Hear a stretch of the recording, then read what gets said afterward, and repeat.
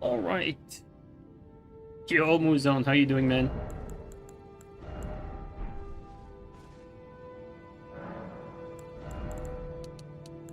Whoa. Guys, Tarnished Edition when? Never. It's never happening.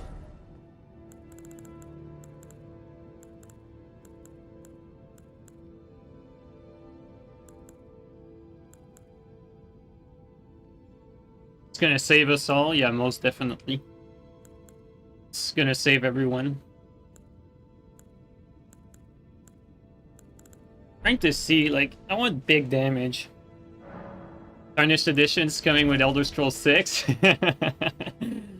Does that mean Elder Scrolls 6 is coming out next year, or that Tarnished Edition is coming out in 5 years?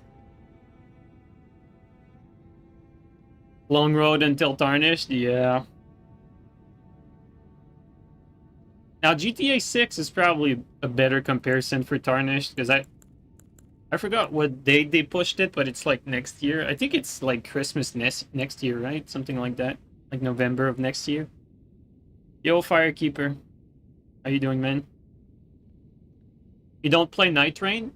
I played Nightreign when it launched. I actually enjoyed it quite a bit, but it started to get repetitive, and quite frankly, not much has changed since the launch of Nightreign. Like, I know people are like, you know, really into like replaying the same map for 20 times and the same bosses recycled 20 times as well, but I'm not. I might buy the DLC and get back to it when the DLC for Nightreign comes out, but until then, I'm not really interested in Nightreign. Because there's nothing. There's no content. It's unfortunate because, I mean, it's fun, but no content. It's a bit half-assed content. No new mainline game, yeah. Okay, guys, we need to figure it out. We want big damage. Any suggestion for big damage, guys? I feel like we've used Colossals. Oh, maybe Anchors. I think I picked up the Anchors a few streams ago. We didn't end up using it. Could be an option. Oh yeah, we tried the fucking double dagger. Deathless double dagger, guys.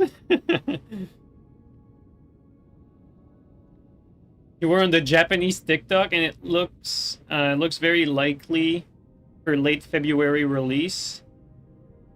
TBA section for February, or the Japanese store for Tarnished Edition. Thanks for the heads up. I mean, that makes sense because they said like push back to next year, so February next year makes sense, I guess.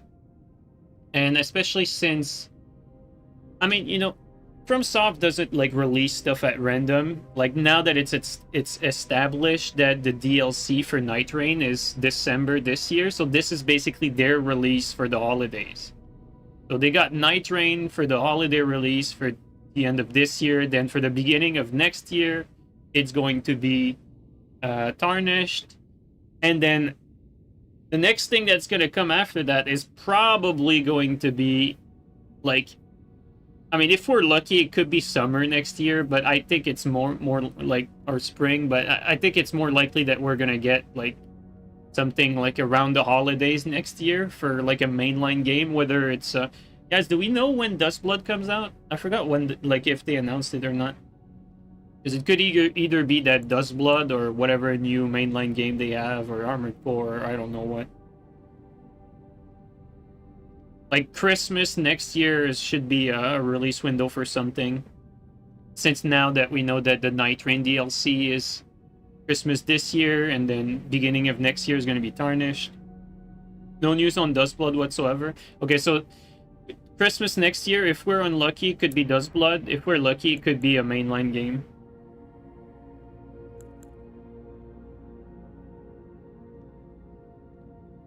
Ugh.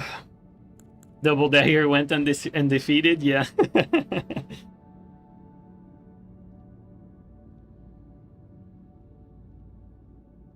Double HTS? Oh, we tried double HTS, like, actually a few times. It's quite painful for invasions.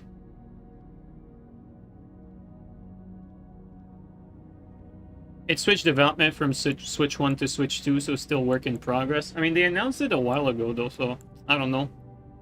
No idea. Don't hate Duskblood, hate Nintendo. I mean, yes, hate Nintendo, but I think it's fair to hate on Duskblood, because, you know, Nintendo doesn't get to decide what FromSoft releases or not. Like, FromSoft is ultimately the ones that are accepting deals, right? So, I mean, you and I are still in the same boat. Like, I think we both hate the fact that Duskblood is an exclusive Nintendo game, and we probably would enjoy at least trying out Duskblood on, like, PC or PlayStation. And so, I mean, I know the frustrations comes from there, but, you know, it is what it is.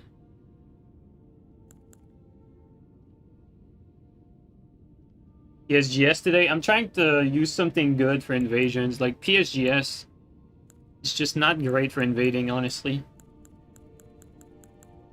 I don't know what is, though.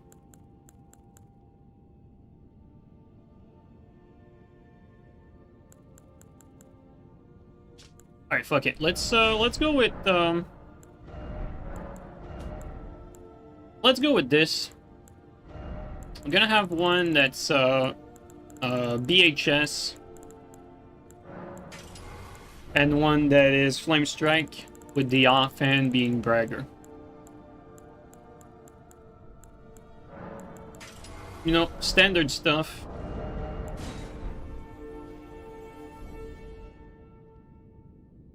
You're just using Duskblood to hate on Nintendo even more. Yeah, Nintendo has not been a very consumer-friendly company in the recent years, definitely.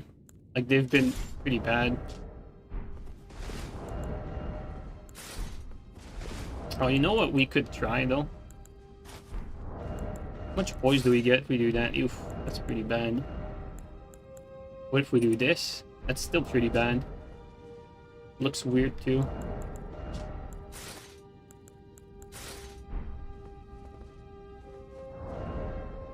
Yeah, maybe not. What if I... Nope, we can't even do that. Okay, so... Yeah, I think you're, at this point, you're better off, I think you're better off just doing this and then maybe, something like that. And like this. Probably better off doing that. Ideally, though. Yeah. Alright, that's gonna be it.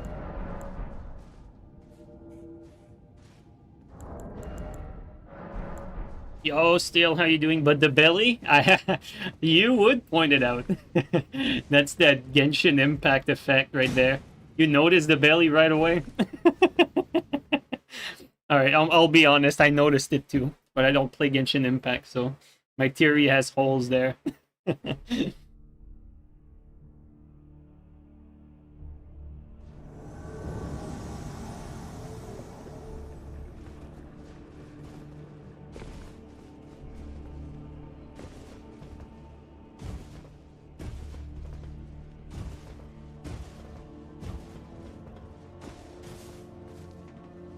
Could be above. Oh, that scared me. I think they are. Oh, what is that? The blue, I think. Blue that spawned like on the side.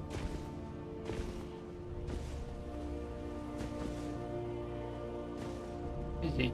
There he is. I don't think it's worth it to physic. He's not even there. Oh.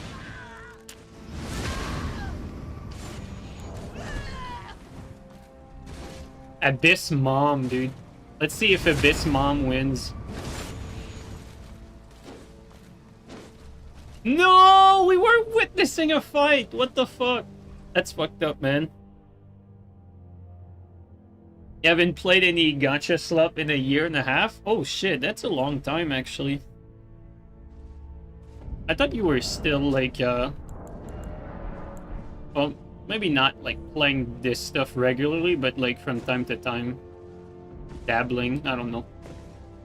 Good for you. You know, I've been playing some Skyrim, last week or so. I've been getting back into Skyrim. I think talking about Elder Scrolls 6 it just made me want to go back to Skyrim again, using a very non-modded playthrough, just like on pause menu. And I'm gonna try to go for that permadeath again. Still have not done it for Skyrim. So now that I did it for Fallout, I think it's time that I pull through for Skyrim. I'll put that on my resume when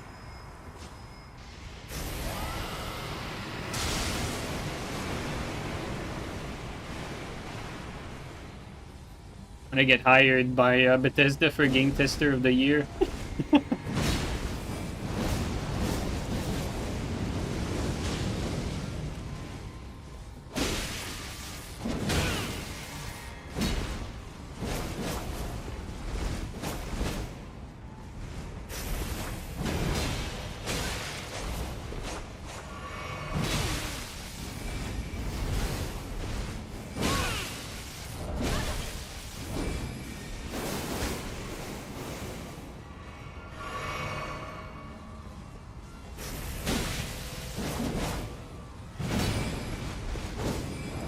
Noticing something though.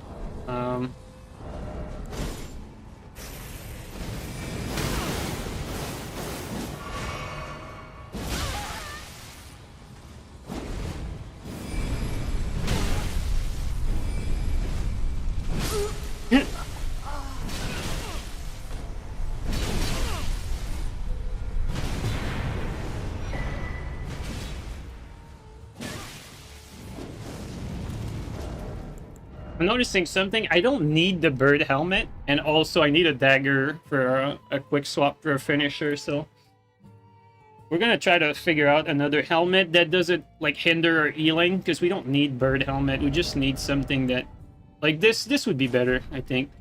I'm gonna go with the wonderful wolf head, and then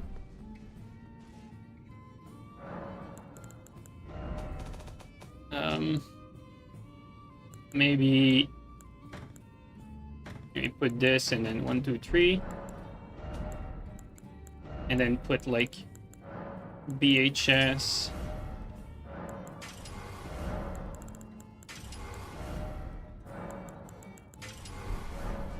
Okay, there you go, like that, so that this way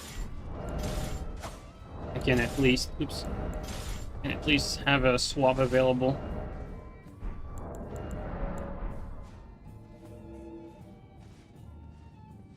Is this actually meta?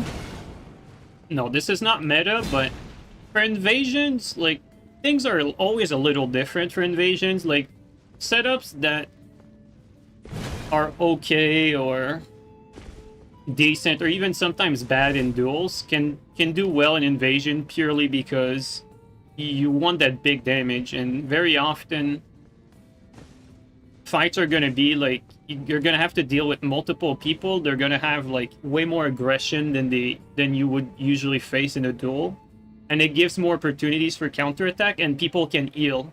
So like getting like small punishes consistently is actually not a recipe for success, where it is the recipe for success for duels. Like getting like small punishes consistently is gonna like get you far in duels, but for invasions, all those small punishes are gonna get healed away.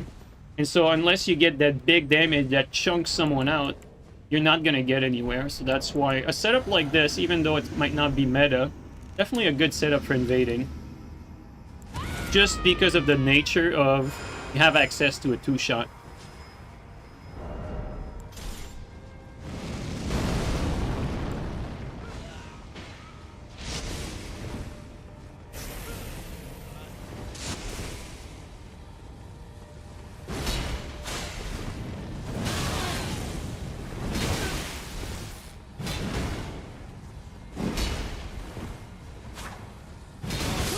I'm surprised I didn't get hit.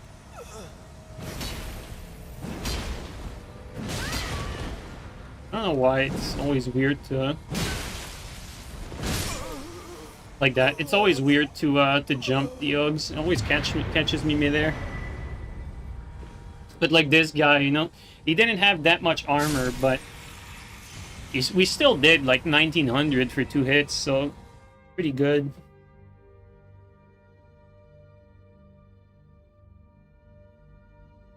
Would Raptor of the Mist work in invasions for this?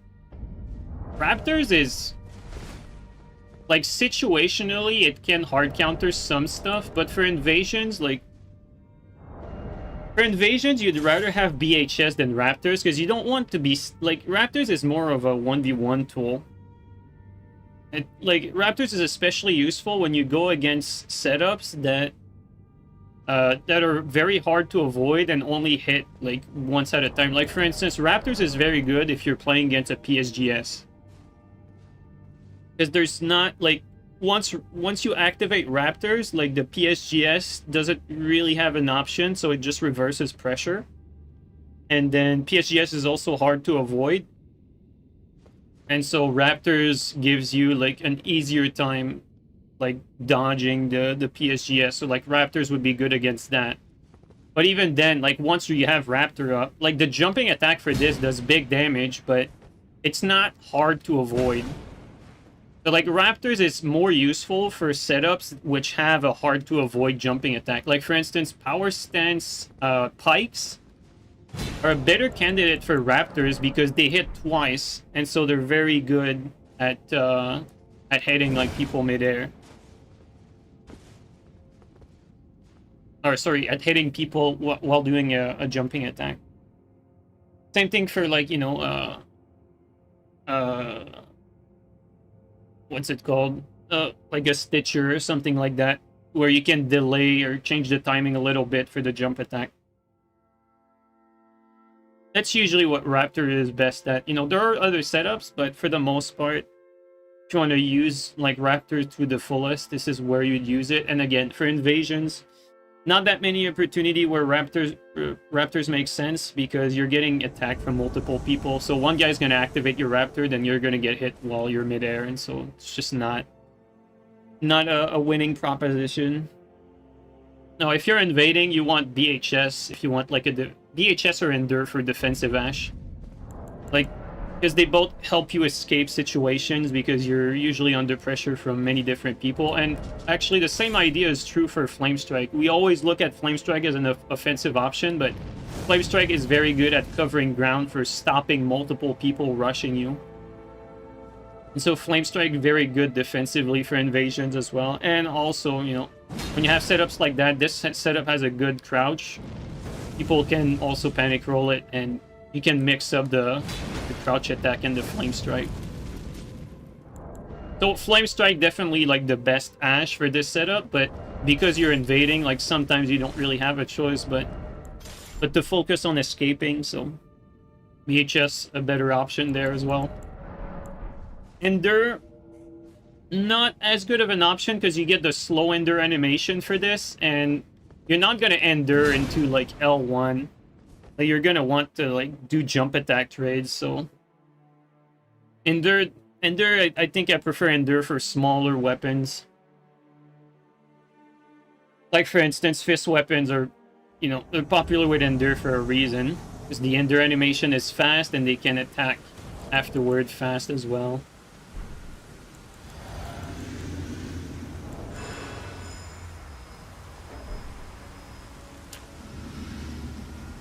he's grinding the dragon. He's trying to cut a little piece of meat.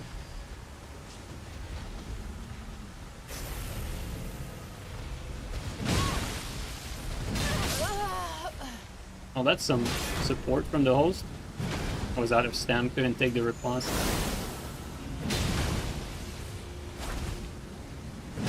It's baby jump.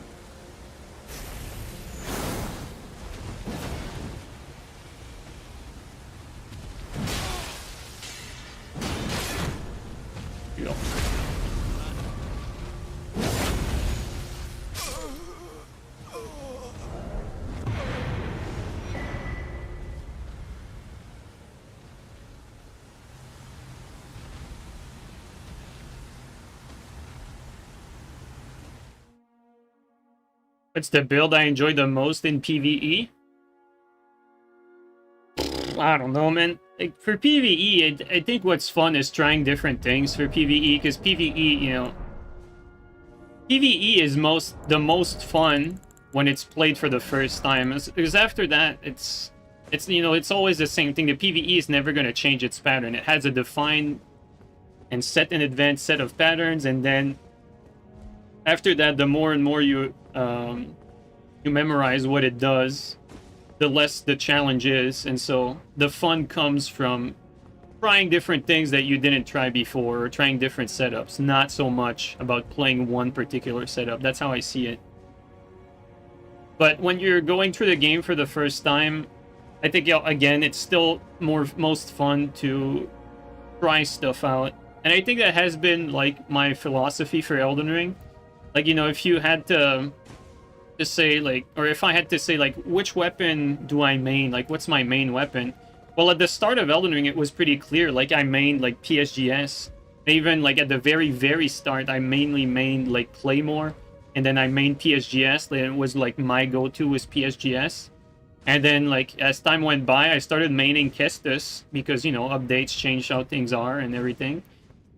And then, you know, like, today, like, if you ask me, like, what main weapon I go for, like, I don't really play with, like, a favorite weapon, but what I default to if I have trouble is I default to Clean Rot. So Clean Rot is probably, like, the weapon I'm most comfortable with. I'm not comfortable in every matchup, but that's probably what my main weapon would be now. But do I enjoy playing with Clean Rot? Not particularly. Like, I don't find it boring, but it's not, like... It doesn't, like, offer, like, an amazing level of, you know, intricate gameplay or anything like that. Like, back when I was playing with PSGS, I was enjoying playing with PSGS, you know? Like, it felt like I was earning my wins. And I didn't necessarily have, like, a matchup advantage or disadvantage. Like, it felt like I always had an opportunity to outplay something. Nowadays, I don't know if it's because I'm getting more accustomed to the game or if it's the latest patch that has changed things more, but I have a feeling like a lot of the fights are very heavily skewed by matchups, meaning that the matchup advantage has a significant advantage. And that was kind of how I saw things, like, toward the end of the Dark Souls 3 game cycle. Like, toward the end, like, we knew exactly, like, which weapon were better than which. And we knew exactly, like, which matchups were advantageous. And we know how much the matchup mattered. And right now, I feel like I'm starting to understand more how much matchup matters in this game. Maybe that's just due to experience, but I feel like matchup means a lot more now. At least to me.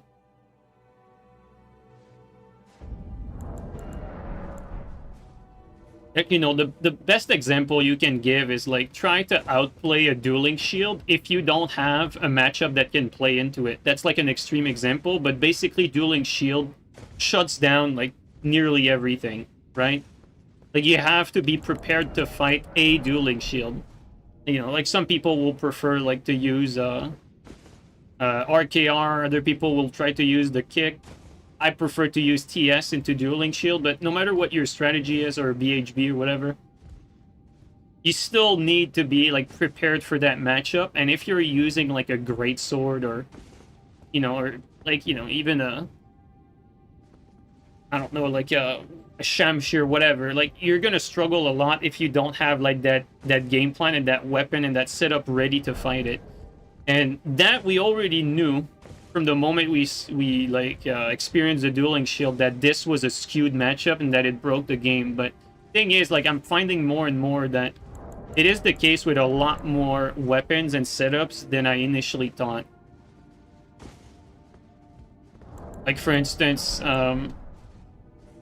if you're playing against Halberd Hendax with Flame Strike and you have a TS, even if the TS is a top setup, like, from what I've seen so far, like, the Halberd with Flame Strike has been consistently beating BHS TS. So even then, like, you could say that that is a rock, paper, scissors matchup, because on the other hand, like, you you pair like the TS, or you have, let's say, BHS TS versus like a, let's say, a Colossal, like a Great Club, like a Colossal, like Fate Great Club. Like, the Halberd Index is going to have a harder time than the BHS TS by a long margin. And so, like, the matchups are very rock, paper, scissory, and I'm not a big fan of that.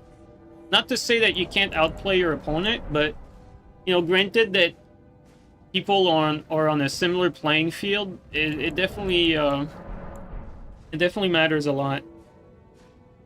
In every matchup, someone has the advantage, to be honest. Yeah, that's true. Well, that's what I'm finding out, at least. Maybe I've been late to that. But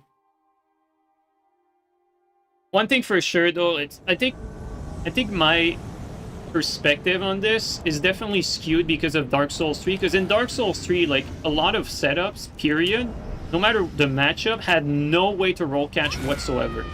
And so you had no options at all.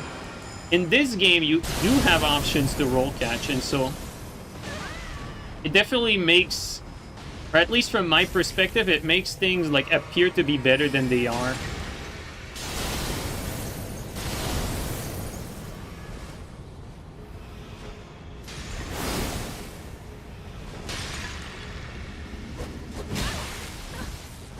That's just perfect timing.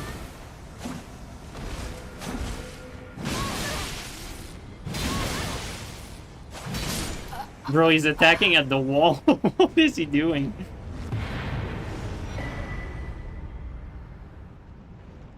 Like, another one that I've experienced, not necessarily recently, but for a little while now. Like, when we've seen, like, Shields win tournament with the dagger, you know, the good old, like, dagger and shield. Like, now I'm starting to see that setup be, like, way more popular, and I'm starting to realize how many setups that shield dagger actually does shut down. Like, that thing really does, like, make it hard for a lot of matchups. And, you know, I think it's not just the case because of the dagger necessarily. I think shields in general in this game, I think we overlooked how strong shields are. Shields are really, really dominant in 1v1. There's not that many setups that actually play well against shields when you think about it.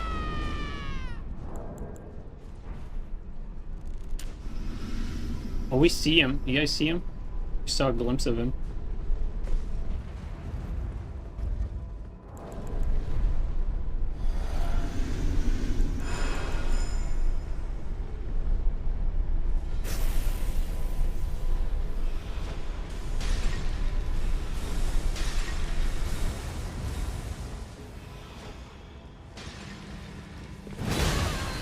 Fortunate.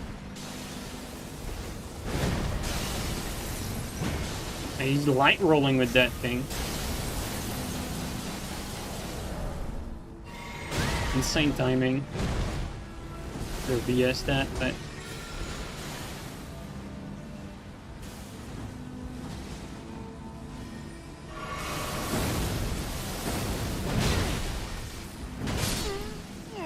light roll didn't save him.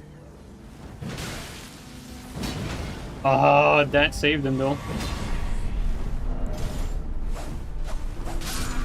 Bro, he activated the... Did he activate it or did I? I feel like he did, but it was too late. Like, he tried to go back up and it just didn't work.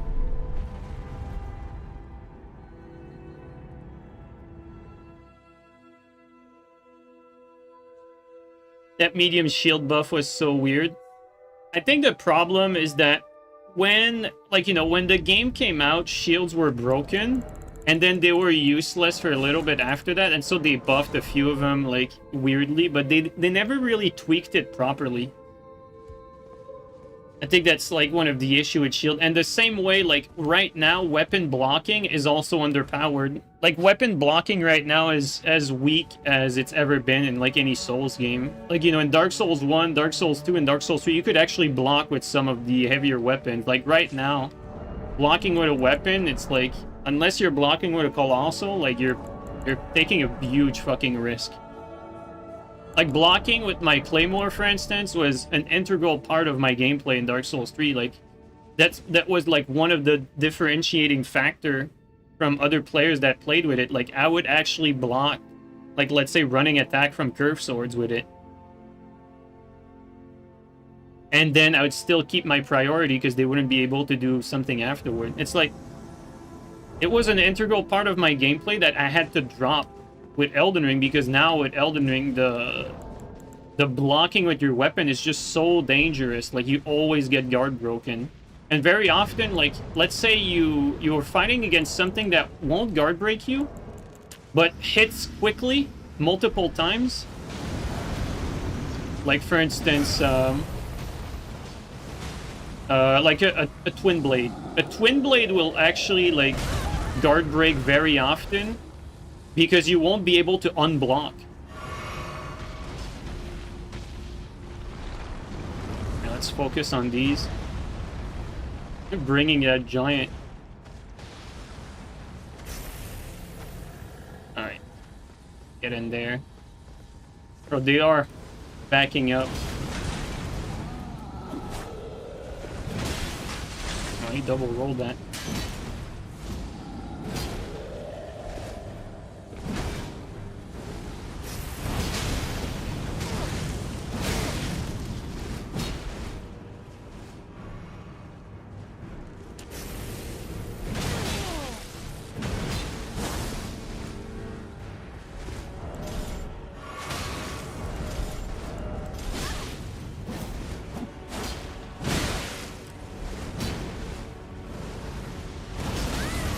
Oh, I rolled that too early.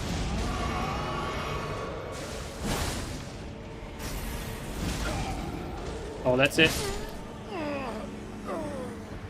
Is he giving up? Looks like it. Yep. Bro, the people that play this game, it never ceased to impress me, man.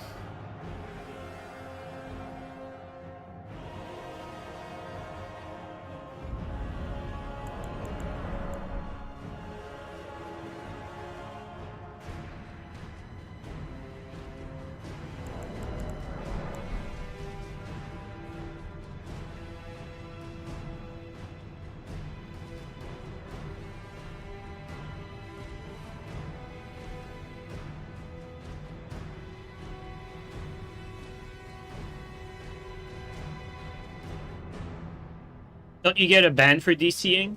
You do, but not hosts. Like, if you are an invader or a phantom, I'm not sure about phantoms, but if you are an invader or a red summon, you do get banned for DCing too much. If you're a host, there is no consequence for DCing. Oh.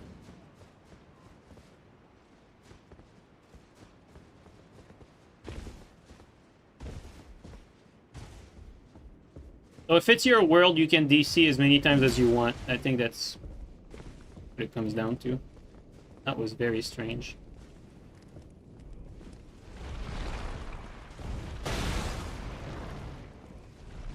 Try something.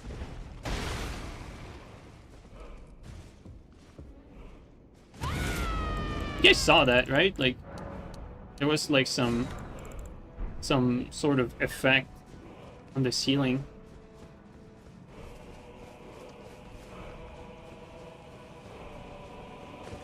Crazy how I discovered this because of some rando while invading. I never knew that ladder was here until like very, very late.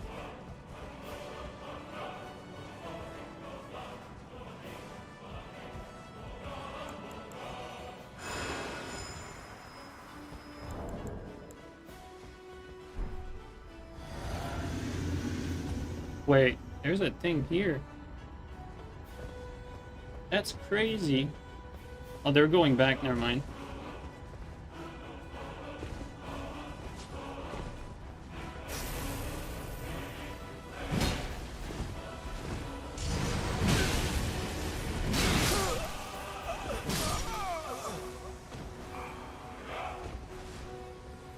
Like, for instance, an invasion like this one, right? take like a better dueling setup, like, you know, dagger and shield like we discussed. If I use dagger and shield in this invasion, I might even lose it. Maybe not, but it's gonna take a while to grind through these guys, whereas with this, 2 jumping attacks and it's over. You see what I mean? How, like, good weapons in invasions are different from good weapons in 1v1. It's just how it is. So yeah, this setup is pretty good in invasions, but in 1v1, definitely not as good as, like, something, you know, like, very known to be meta, like Shield Dagger, or like a Shamshir or something like that.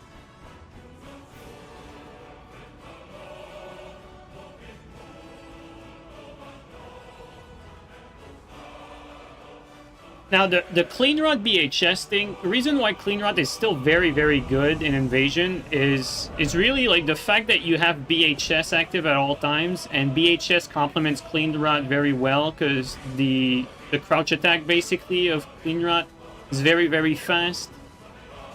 And Clean Rod has a lot of range, you know, low recovery. It makes it for a good, like, fairly safe in-and-out weapon. Whereas, like, we tried, like, BHS on Shamshir. It's not as bad, but it's definitely not, like, on the level as Clean Rod. So Clean Rod is, like, it gives you this in-and-out opportunity where a lot of fast meta setups don't have that. And you can, like, roll catch chain someone to death, like, fairly quickly with Clean Rod as well, because it does still good damage.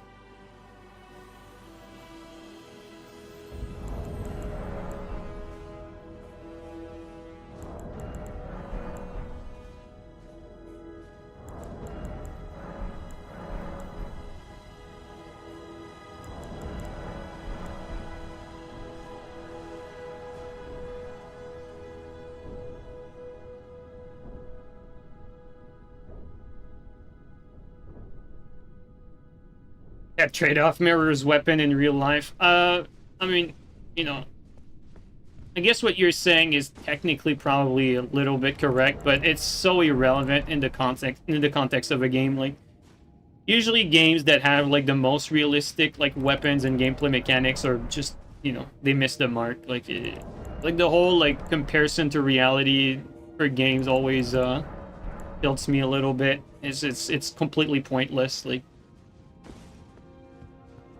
the only thing that you want to that you want to ground to reality is probably the aesthetic, really. The aesthetic for maybe the animation, but as long as it doesn't compromise the gameplay. Like, right now, look at us. Like, we're playing with 2 oversized boat anchors. And, like, comparing this and saying that, you know, rapiers are mostly for duels, whereas boat anchors are not even, like, a thing, you know? It's... I don't think there's any argument to be made there. It's just not.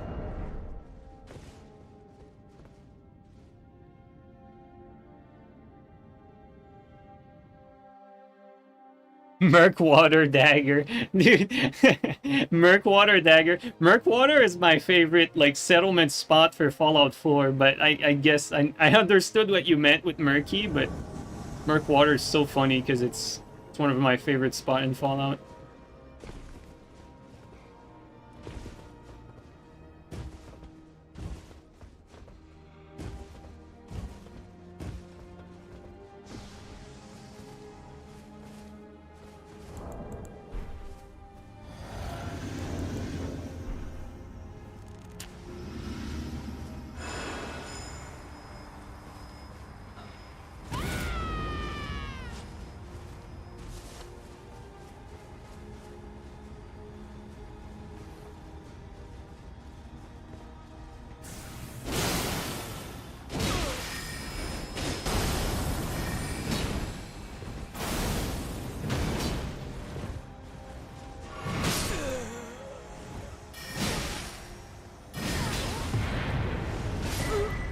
He gave up right away. They missed their punish when I came from the ladder. They were waiting for me to. Guess the bubble helped to mitigate the damage.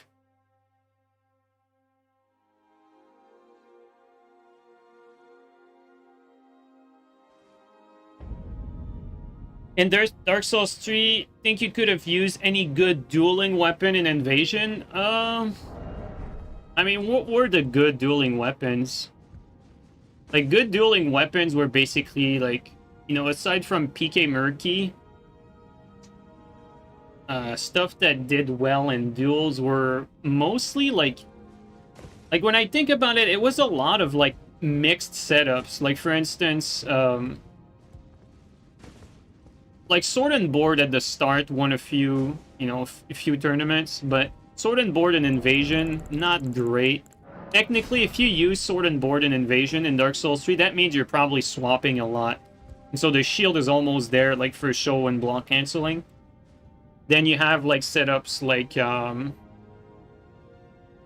hybrid setups where you have, like, an off-end dagger, an off-end hand axe, or an off-end S-stock, an off-stock. And usually those are not the best for invading either.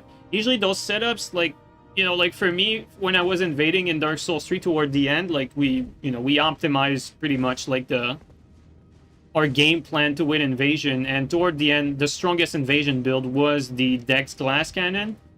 And very often what I would do with the Dex Glass Cannon is I would start, when I was up against multiple people, I would start with, you know, the Glass Cannon setup that did, like, insane damage, and I would either use Sellsword or a Curve Sword that did massive damage. So, like, the Groot Curve Sword with poison, or Sellsword. And so you had, like, a potential to kill someone very quickly.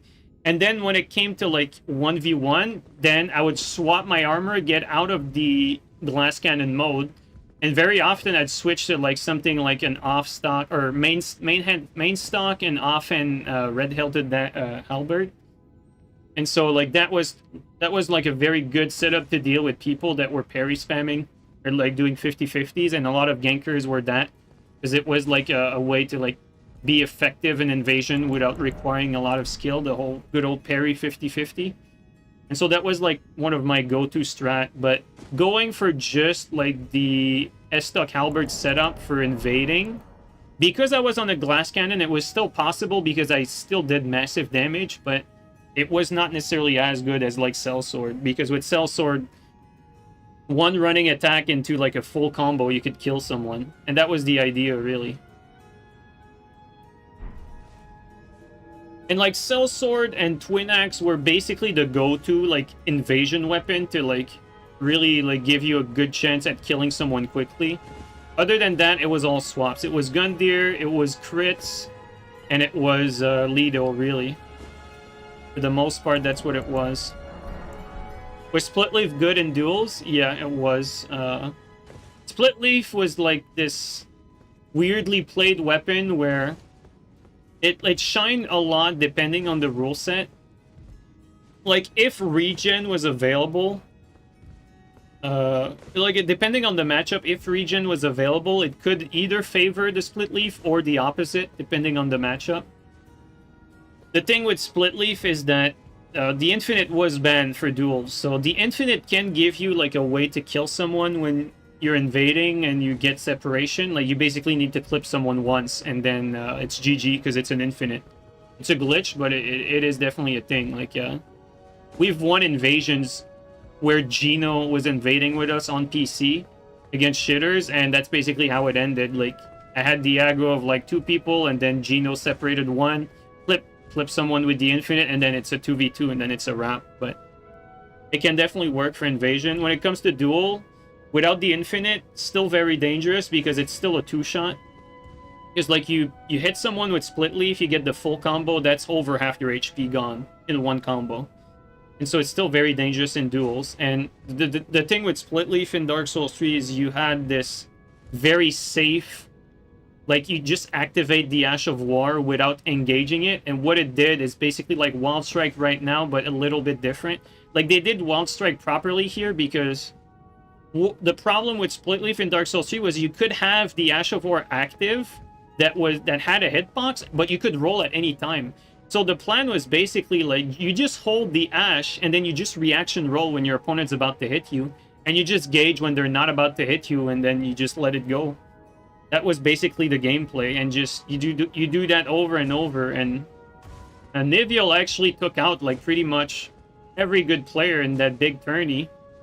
You know, aside from me, but that was because I mained Greatsword and was like one of the few time where the Split Leaf had a matchup disadvantage against Greatsword with regen. Because the thing with Split Leaf versus Greatsword is without regen, the Split Leaf is going to be able to chip the Greatsword, but with regen, every time I get chip, I can reset. And because I only get chip and not full comboed most of the time, because I also have Ice Armor, it lets me like avoid the big combo for the most part. But it was still like pretty close, but overall, like Split Leaf was definitely very dangerous in duels, but it needed like a very specific boring playstyle. But it was very effective if used right. Poison Twin Axe beat Split Leaf? No. No, Twin Axe was not a good dueling weapon. The only thing Twin Axe was good at was like bouncing back. So basically like let's say you were getting completely outplayed and then you need to basically kill someone from start to finish with very little HP. Then, you know, a Twin Axe comeback where you get like L1 into staggered L1 could mean like you win the game. But aside from that,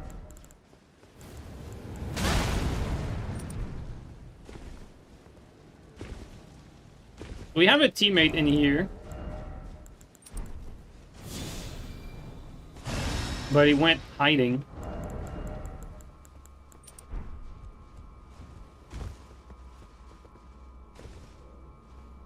A teammate that went hiding. That doesn't help. Is he... No idea. No idea who's who, so... My teammate is back there.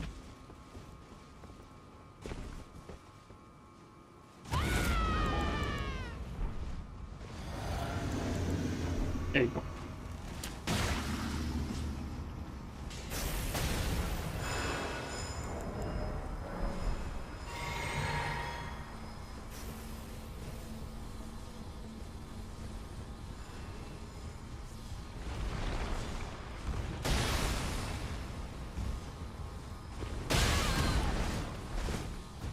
Almost got separated.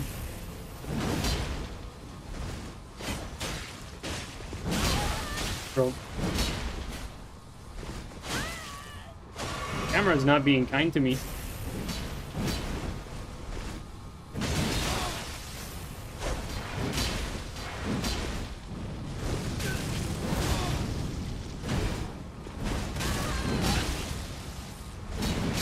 Nice.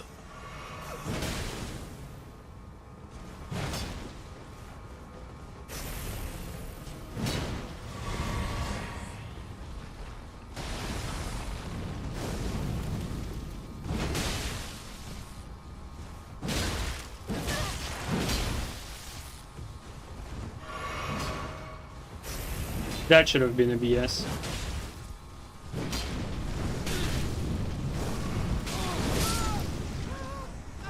Well played, teammate. Teammate played super well, actually. Like, super good, like, positional awareness, like, throughout the whole thing. Like, the way he was aiming his attack was basically, like, all you want from a teammate. Played well. Yo, Alomi, thanks for the 19 months resub, dude. I really appreciate that. Thank you so much, man. Very kind of you.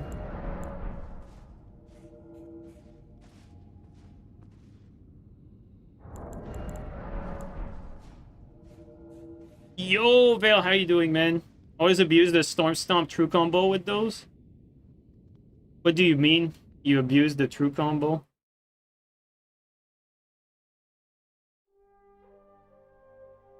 You mean you BHS out of it?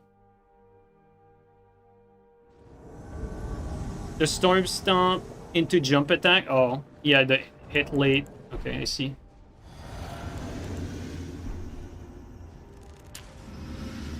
How you doing, Vale?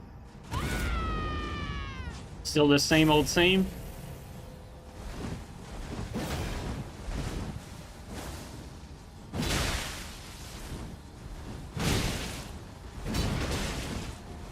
we had some weird hit on him.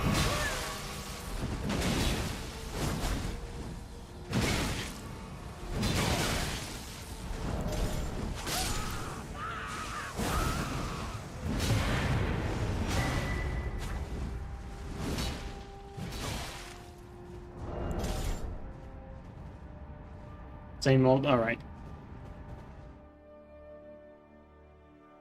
I think the jump canceled the hit stun. Yeah, that was weird.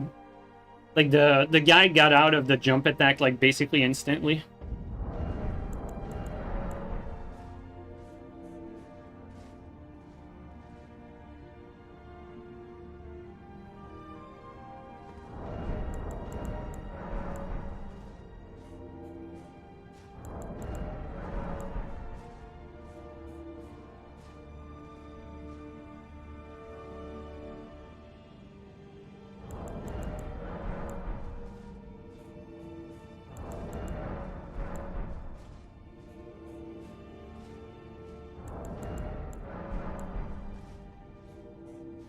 You find Seamless boring? You play on Seamless, Clevy?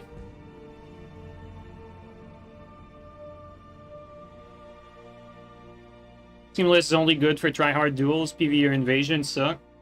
Well, sometimes when I watch Fuji, he does these Den 2 where basically they have their little group and they reproduce like what we had with Pontiff, but with a good atmosphere. That looks fun, honestly. I say that looks fun because I want to give them hope that one day I'll be there. Hmm.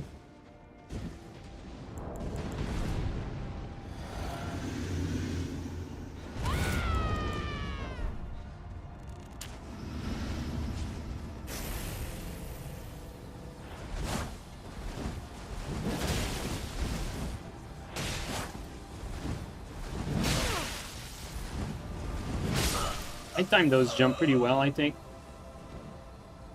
Not that easy to time jump attacks for roll catches, even if they're panic rolling. At least with this.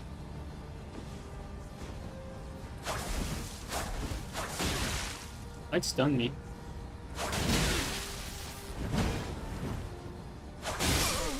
Woo! Close. We basically like hit the start of the hitbox before we got stunned, but like barely. There are some villains on Den 2? I hope so. It'd be boring otherwise.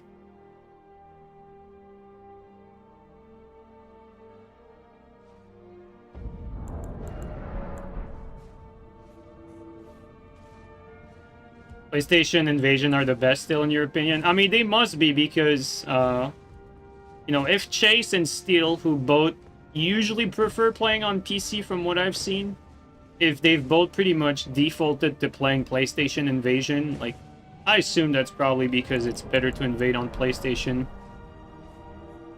Whether it's because of the type of invasion you get or other reasons. A lot of content creators that have both platforms end up invading on PlayStation. Like even Fuji, right? Mainly plays on PC, but he invades on PlayStation.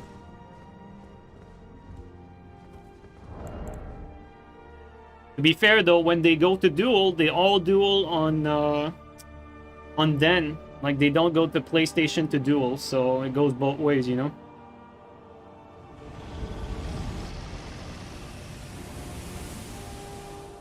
PC lat is unplayable the majority of the time. Yeah, unfortunate. Like it's visible. Like if people are not playing on Seamless, you visibly see, like, you can tell, you're like, oh, this is vanilla PC, because everyone's just skipping constantly and it looks painful.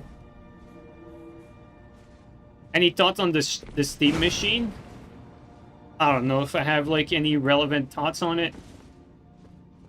Like my thoughts are, I'm very happy that we're seeing like a console or a machine that is like an open platform. Like basically like you do whatever you want with it. Like you own it. Like the approach that Steam has in general, no matter if you like the specs of the machine or not, like the philosophy behind what they're doing is the right is the right way to approach it. Whereas if you rewind back a few years, Microsoft coming out after the success of the 360, come out with the Xbox One, always DRM online bullshit with Kinect watching you. Like back then, the Kinect watching you felt like a conspiracy theory. Nowadays, you need to be not using internet at all to not realize that your phone is actually listening to you at all times. Like everyone knows that now, but it's still, it's still a thing that goes against your freedom, and ultimately, whether you realize it or not, it will affect your spending habits, because that's what it's used for. They target publicity and they sell your analytics in bulk from numbers of people at the same time, but ultimately it is used to sell you stuff and control population to a certain extent. Shout out to the NSA. Bro, there's not just the NSA now. Bro, the number, basically, what happens, if you want to get into the nitty-gritty, basically what happens with your phone is Google has that info. Google is selling that info to anyone who wants it. And so you have a bunch of people who buy that sort of analytics. Now, one thing I don't know is, I don't know, how personal the profile gets. Usually, the reason why people don't freak out about that is because, the people that buy that info, they're buying stuff in bulk. They don't care about your data. They care about they care about, a population of data. That's what they care about.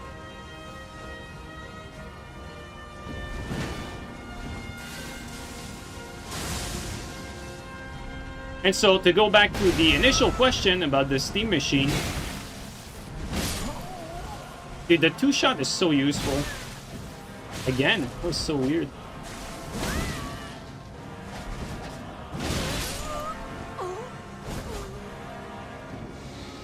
Yeah, to go back to the Steam machine, what's great about the Steam machine is you have a different philosophy there. There's no data that is collected on the Steam machine. You can do what you want with the hardware.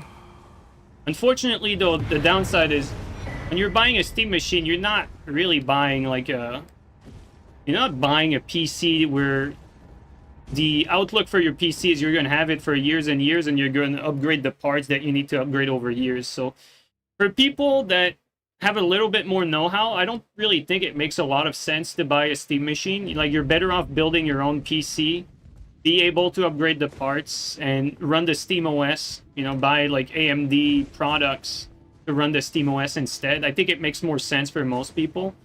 But if you are, it's going to depend on the price point. If you are someone who's looking to buy a gaming machine console or not, the Steam ecosystem is definitely the cheapest one, because you're not going to be paying for always online service, no service, aka the PlayStation subscription or the Xbox subscription that basically realistically doesn't really give you much, to be honest. Xbox Game Pass, you could make an argument, but now with the pricing, I think it's probably cheaper to just buy games on Steam on sale, really. And so as far as budget is concerned, the best way to game on a small budget, it might be that, but gonna have to wait with the price. Now, for me, I have zero interest in that Steam machine because it's way too underpowered. I have my PC, I have my console, and, I'm good. So, I'm happy that it exists because, like I said, the philosophy behind Steam is way better than some of these other companies. Now, one thing that I'm interested in, I don't know if you guys heard about that, the Steam controller.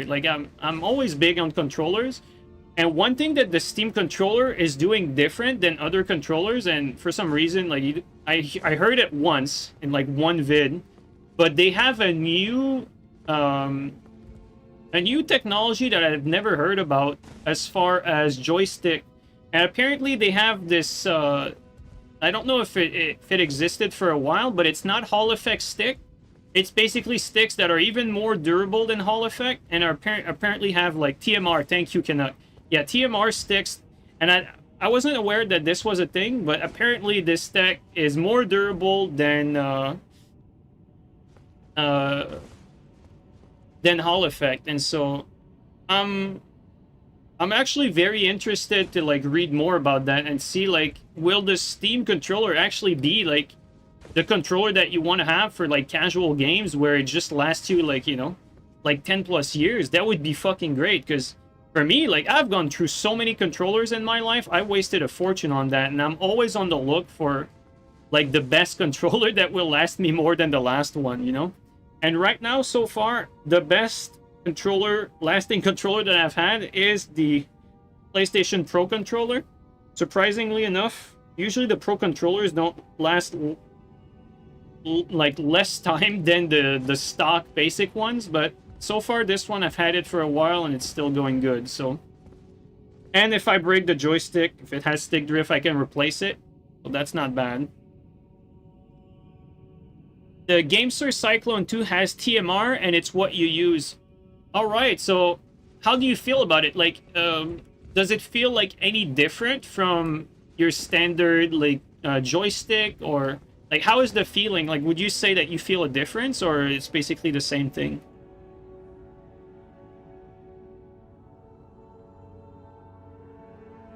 You don't see TMR coming official to PS5 and Xbox controller. They make way too much money on shitty joystick. Yeah, that's what I'm saying. That's why I said that I'm happy that Steam is doing that, because there's a difference in philosophy there. And that's why we like Steam and we don't like the others, you know? We don't like all these other fucking contenders because these other guys don't really care about the good, like the well-being of your long-term, like, either wallet, you know, happiness, you name it. They only care about their short bottom line. That's all they care about. And that's why Steam is winning the long game. Like, Steam has been around for so long, and there's always the old saying that Steam wins by doing nothing. I mean, they win by doing nothing. It's not actually true. They win because their philosophy is always pro-consumer and long-term pro-consumer.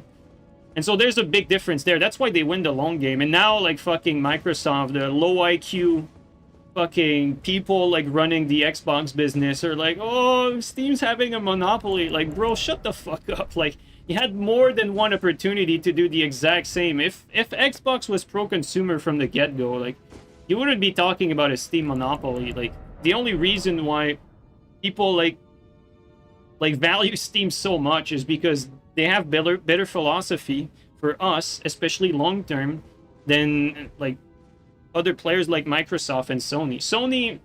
Sony is not as bad as Microsoft. Like, I'd say like Nintendo, Microsoft are the two worst ones. Sony, still not great, you know, like for PlayStation subscription, like you basically get nothing but like some shitty online. And, you know, I get it, they have to pay for their infrastructure, whatever, but like, as far as value is concerned, PS5 also not like a DRM machine like the Xbox One was at launch, so Sony's still way better than Microsoft, which is why I'm a PlayStation user, not an Xbox user. But at the end of the day, like, if you want a company that has a good philosophy for you, like, Steam is just smokes these other guys. And then if you want to go above and beyond, then you have GOG, but problem is GOG is a little too consumer friendly in a sense that now it starts to not make sense for the people selling their games, because like the whole like DRM free like makes developers like shy away from GOG because of it. But I mean, if you have a choice between buying a game on GOG or any other platform, you should be buying it on GOG for sure, because you actually do own the game and you can copy it an infinite amount of time to like infinite amount of machines. So like, as far as like your value for what you buy, like, it just makes way more sense to buy stuff from GOG when it's comparable for the same price, you know.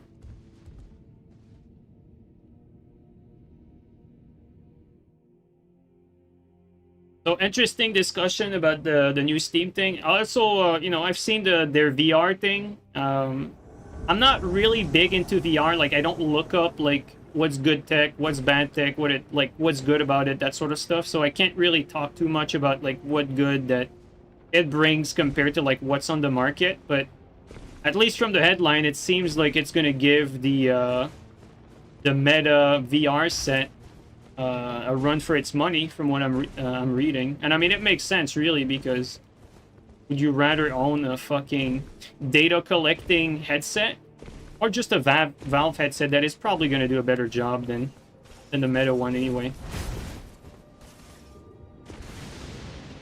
Like the purchase decision speaks for itself. Like, you don't even have to think about it. Like, I don't even need to know the spec at this point. Like, I'm never gonna consider buying like a headset from Facebook. Like, that's just like data collection. Like, it just doesn't make sense to me. Because you're paying it twice. Like, you're paying the front price, and then you're paying it with your data, because your data is valuable. There are certain services out there where they let you sell your own data.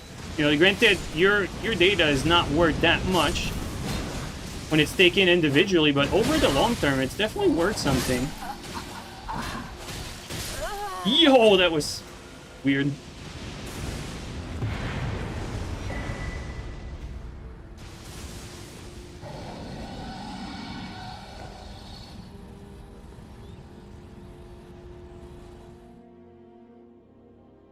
But yeah, I'm not really much into VR, so I can't really speak too much about like how game-changing or not game-changing it is. Like, I just have no idea.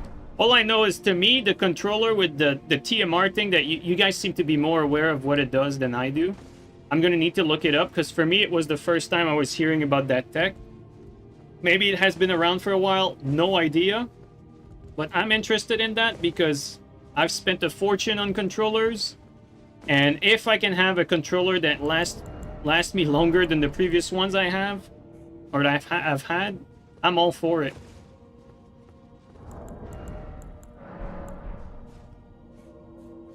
That data makes blueprint on human behavior. Yeah, a lot of the analytics that's collected, like whether it's your browsing habits, you know, that your browser collects, whether it's the phone that's listening to you, all you know, you name it.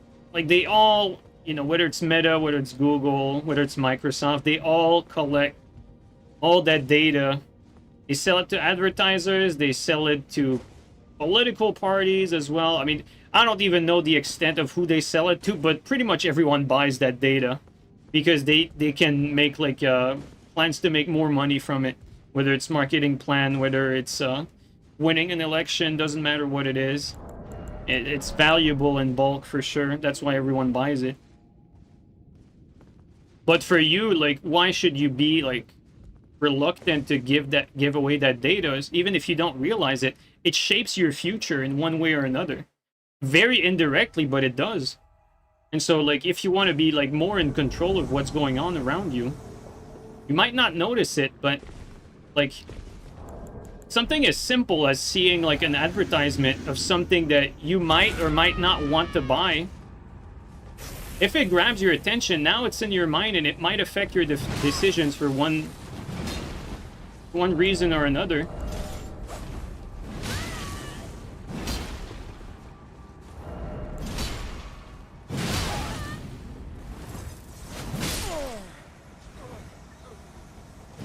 That was a bait, guys. That was that was one of my favorite like low IQ bait.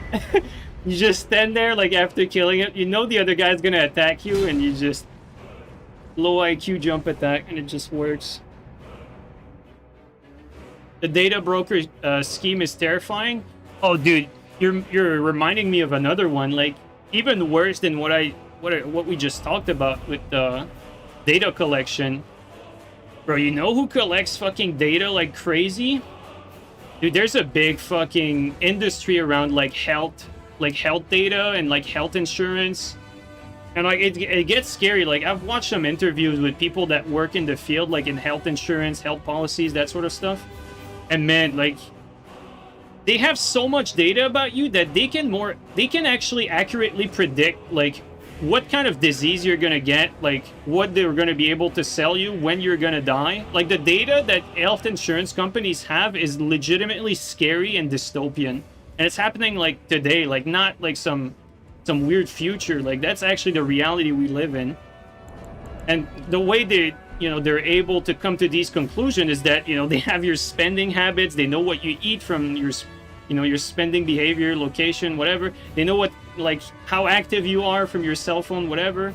And you know, that's not someone like agglomerating, doing like an agglomeration of that data. That's their system. The system agglomerates the data, makes a blueprint of your habits, and then able to accurately predict like your health condition, like, and they're able to price it, you know, as health insurance. Pretty crazy stuff, man. You guys should look into that if you're interested about that type of stuff. Like, that's probably one of the scariest reality of the industry right now is like health insurance. Like, that shit is legitimately scary. Like, what data they have access to, like, it is legitimately like a scary topic. So if you're interested, you know, don't just take my word for it. Like, anything I'm saying, like, don't take my word for it. If you're interested in that stuff, you know, look it up. It's really not that hard nowadays. There's just so many resources now that are available. It's very easy to get educated on almost any topic, so.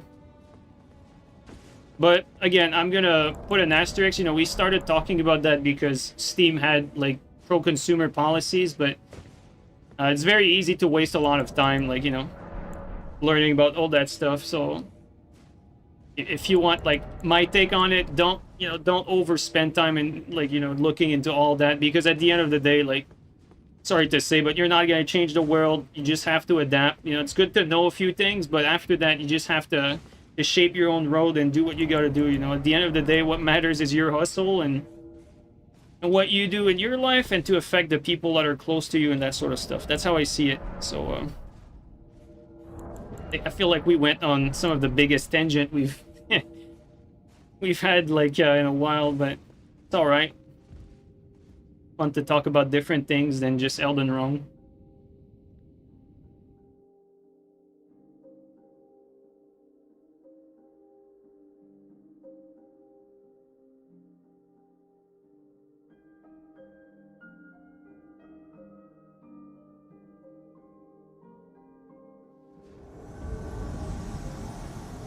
Okay, now we only talk about the Elden Ring meta.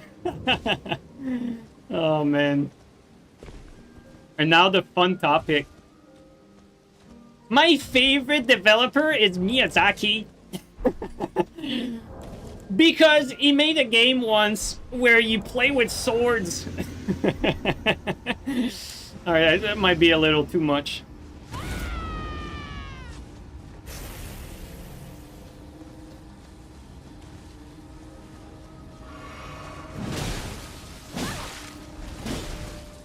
Oh, we have to be careful about the great cat galore. Once you start getting blendered by two great cat, it never stops. Well, now we know that we have a stupid caster to deal with. That's why we go here.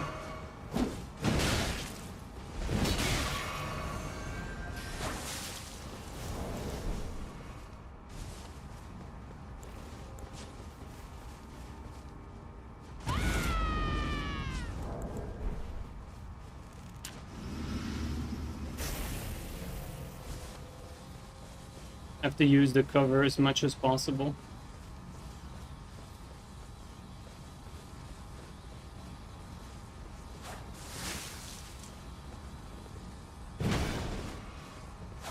There's another one, but I don't know where the other guy went.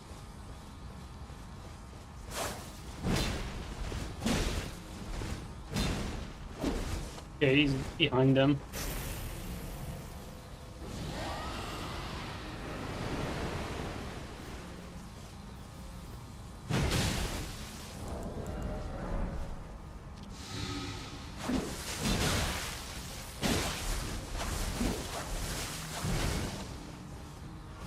I have to play this one carefully.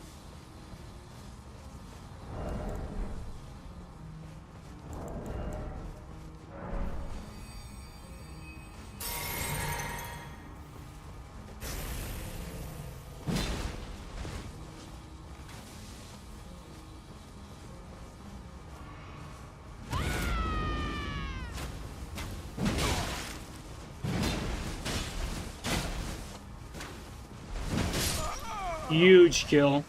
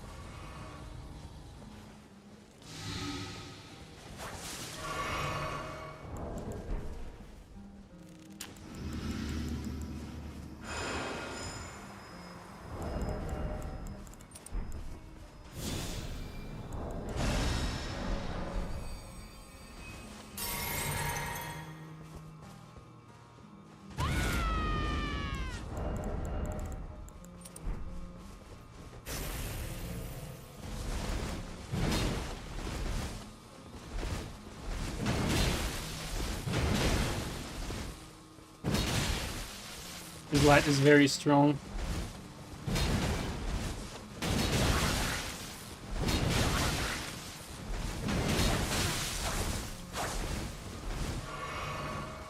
Time for a punish. It's gonna be difficult to finish this guy off because of his latency.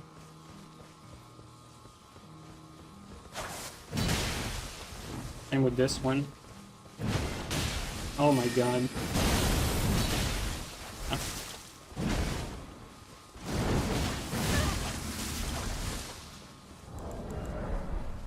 Okay, we might change plan because they have like really bad net.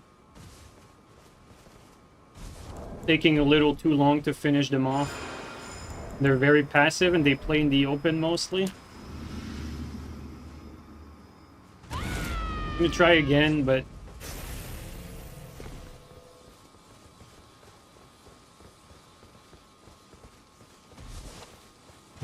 maybe jump.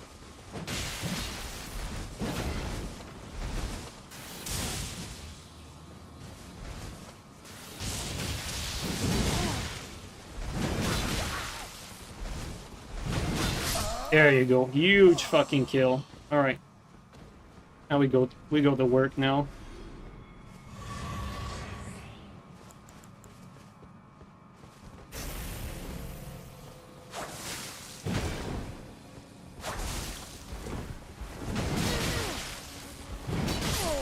There you go. All right. That's a good win. Difficult one. Yeah, latency made this a lot harder, honestly.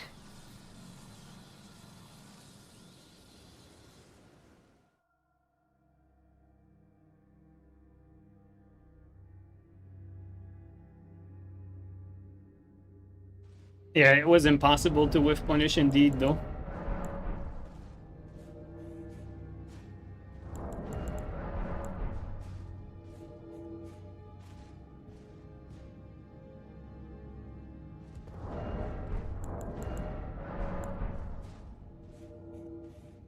But again, the big damage, even in this difficult invasion, I feel like the big damage really helped us to come out on top.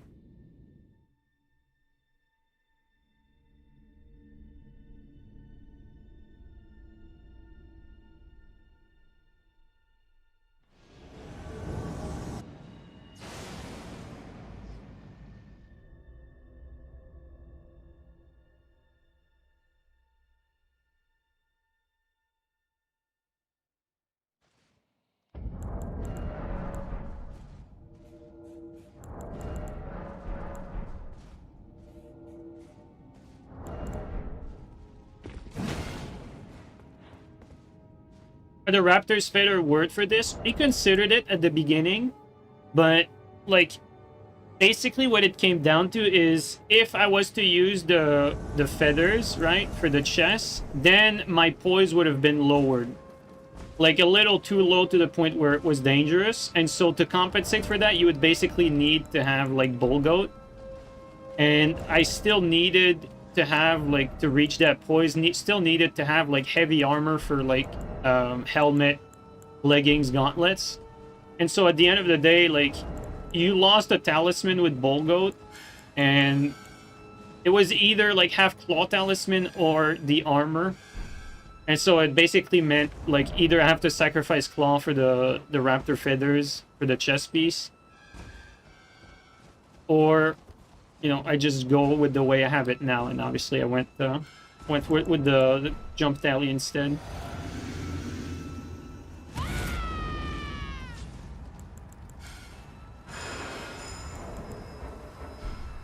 But, you know, if you went all into offense without considering, like, how balanced your build is... Oh no, it's the same guy again. Ooh, that actually pushes you. Scary. Bro, we invaded these 4 guys like 3 or 4 times already, and we stopped them at different points in the maps. That's so funny. How was Ghost in the Shell? What do you mean by that? It feels like it's feels like you're thinking of something that I'm not really sure what. It's like, I know Ghost in the Shell, but like, I haven't fucking watched it in forever. Really cool animation though, like the OG Ghost in the Shell, the anime or the manga or the movie, whatever. Back then, oh my god, like still remember the opening of it with where the parts come like all together. Like, it was like one of my goal when I started like animating. I wanted to basically be able to do that.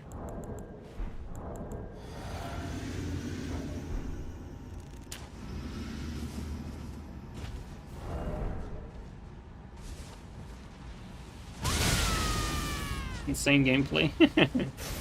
Great. Dude, I thought it was great for Hammer. As in, like, you know, something dubious.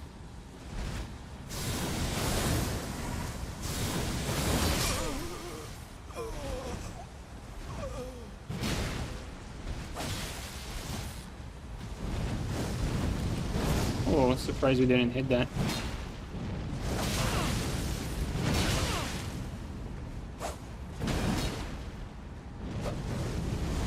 My god, that connection is ass.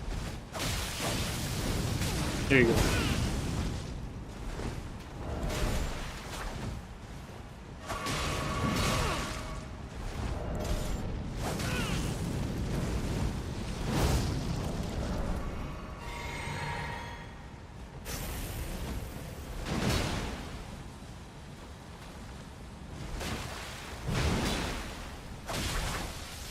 Wow, we got status from, like...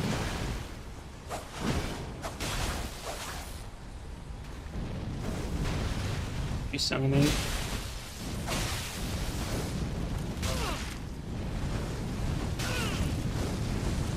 Oh my god, he's just, like, panic rolling through it all. There you go. Yeah, players like that get carried by the latency, like, so badly. Like, the guy just panic rolls every flame strike and is able to dodge, like, half of them by double rolling through it. Pretty painful. But yeah, anyone watch the UFC card yesterday? I did. I saw what I was expecting, you know. Makachev just steamrolling someone else, as usual.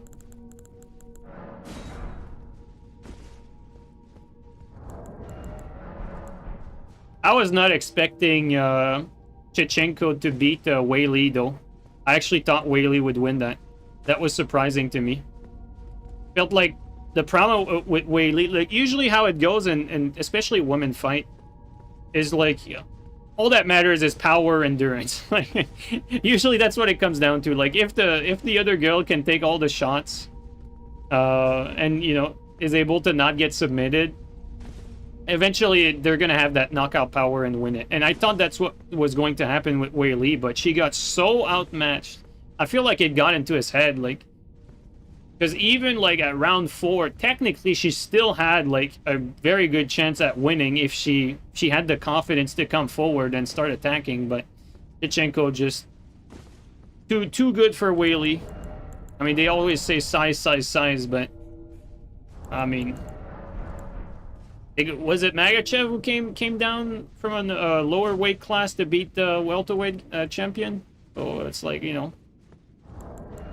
people make the stats make the stats talk how they want, but the one went up one, the other one went up lost. So, you know, take it for what you will. But yeah, pretty interesting stuff. The card before that too, like this card before the Wei Li fight was also pretty good. I forgot the name of the two guys though, but it was pretty good.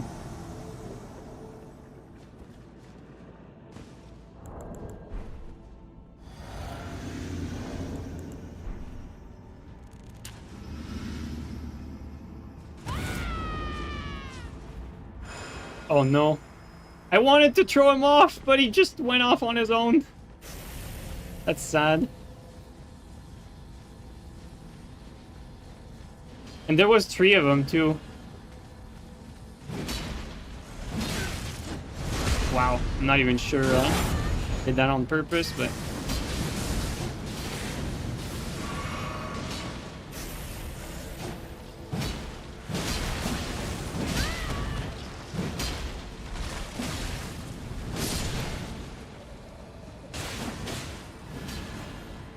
keep her health at full.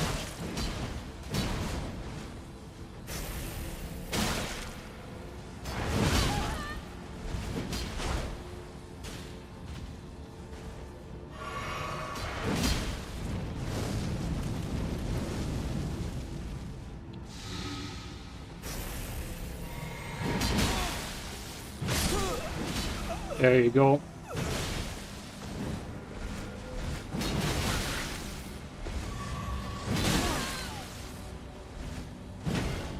Bye-bye. Those are always the best fucking kills. Or deaths, I should say, because technically I'm not killing them. Oh, it's always great to see them, like, walk off from backing off.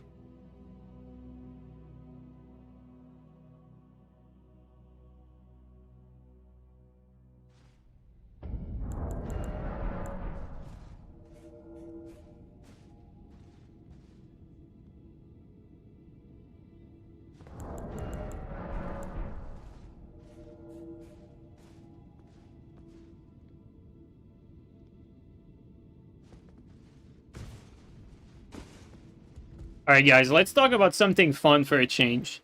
Let's talk about Tarnished Edition. No, I mean, there's nothing to talk about. Like, we already know what it does, so... Well, one thing that we don't know if it's going to be the case or not, there's a possibility that we might get DLSS for the PC version, for you guys who play on PC, maybe. Because from what I heard, that's what they're doing for the Switch 2 version in order to reach like good enough like performance. Apparently they're tapping into the power of DLSS.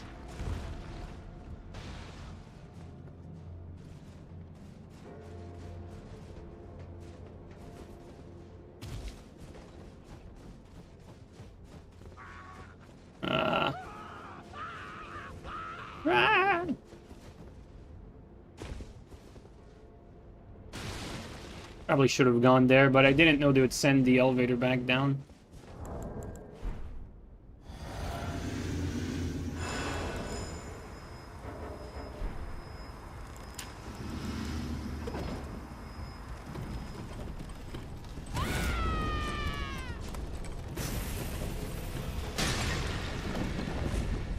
And always waiting for me to get up there.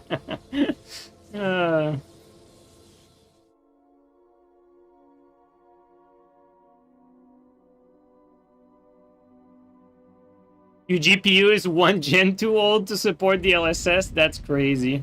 That's unfortunate. DLSS isn't frame gen? No, DLSS is upscaling.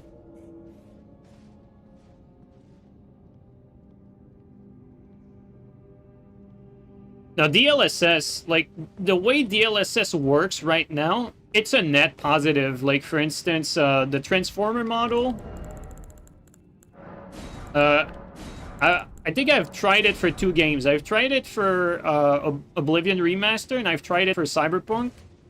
I'll be honest with you guys, the newest Transformer model for DLSS, it genuinely looks better than the base image. I'm not even joking. For, like, any game that... Well, for those 2 games that I've tried, like, the image reconstruction genuinely looks better than the base image. And so, with that being said, there is no reason not to use it. Like, genuinely. It's just that good. Yo, Evil Bell Hunter, thanks a lot for the gifted, man. Evil Bell Hunter gifting to Gambino. Alright. Thanks, man.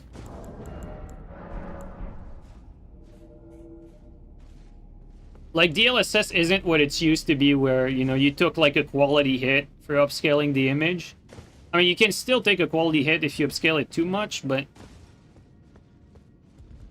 And, you know, I play, like, my monitor is 1080p. Like, I'm not using, like, a 4K monitor. Like, you know, like, because, from what I understand, the image quality is way better when you upscale from, like, 1080p than if you were to upscale from, like, you know, like, 580 or, I don't know, like, 720. In that range, like, the image will be, like, way better if you upscale from 1080.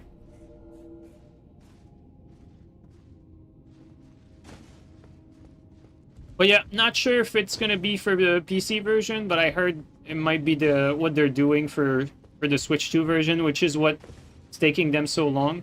Now, I'll be honest with you, I've never implemented DLSS for a game, but from what I've read, it's not supposed to be the hardest process. But who knows?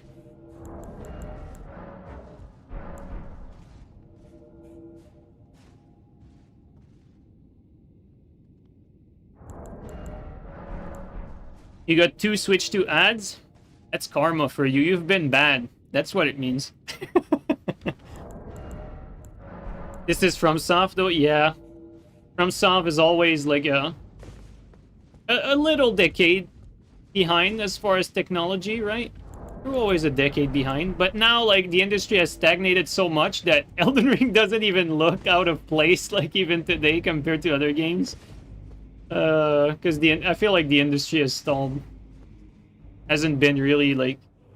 I was watching, Red Dead Redemption 2, video on YouTube the other day, and I was blown away by how good it looks. And it came out, like, a while ago. I mean, I'm gonna be honest, games have not really looked better than Red Dead for the most part. Like, I'm sure you could find one here and there, but... For the most part, don't really see games looking better than Red Dead. Now, what's gonna look better than Red Dead, though? GTA 6, for sure. Rockstar always setting the bar with the technology in their game. You know, love or hate Rockstar. Every time you buy a Rockstar game, you know you're getting, like, a ton of value for your money. Like, when you're buying a game, like, it's not just buying, like, any game. The amount of playtime, the amount of content, the amount of quality content, all this stuff matters. And when it comes to Rockstar games, they always have top-tier stories, like, top-tier technology in all their games that they come out with. And then the open world is just so damn massive, filled up. It's basically, like, the highest quality when it comes to, like, you look at it as a product. Now, if you like the game or not, that's another story. But as far as, like, value, you're getting so much value from Rockstar games. Like, legitimately. What the fuck?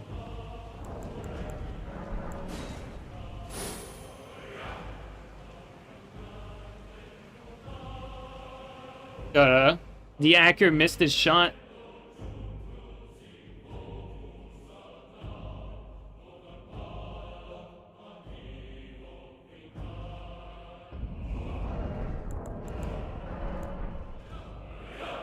It's good that I wasn't looking. Yep. What was that? It's a hacker that's trying to crash you.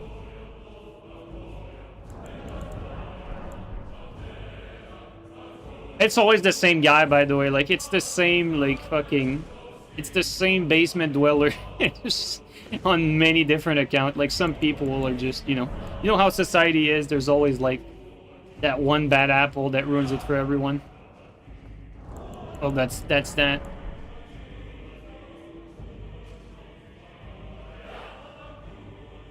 Is that just some save edit shit, or is it genuine cheat? No, it's just some basic save editing stuff from what I understand. It's just that even people that use save edit are not like they don't steep low like that, you know? Like, people don't do that.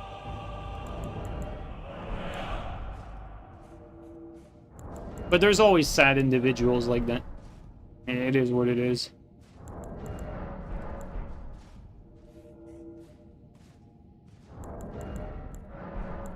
What would be great and what would prevent stuff like this is when you block someone. It would be nice if when you block someone, you don't block their account, but you block their console. So any account that they create with that console is blocked. Now, that would solve a lot of issues, because when you block someone, now they can't make an alt to, you know, to bypass the block. Because that's what these cheaters are doing. They just make, like, they're genuinely, like, mentally, like, you know, not all there. And so they spend, like, a ton of hours making a bunch of different accounts to just have their 5-minute moment on, you know, on any streamer, on any stream, and then they just repeat that process. Like, it is such an utter waste of time. I just, I don't think we can comprehend, like, why they're even doing it. Like, it must come from some... I don't fucking know. Like, I can't even, like, fruit my my way into this. Like, I have no idea what goes on in their head to do that. It seems like such a waste of time to me. And there's no, like... like, very often, like, sometimes, like, people get the satisfaction of, like getting reactions. But, I mean, at this point, like...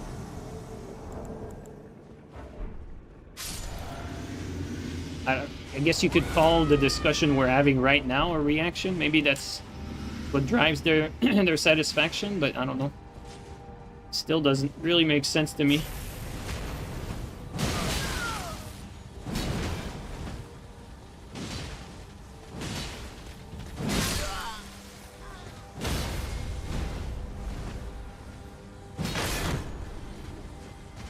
Oh, barely.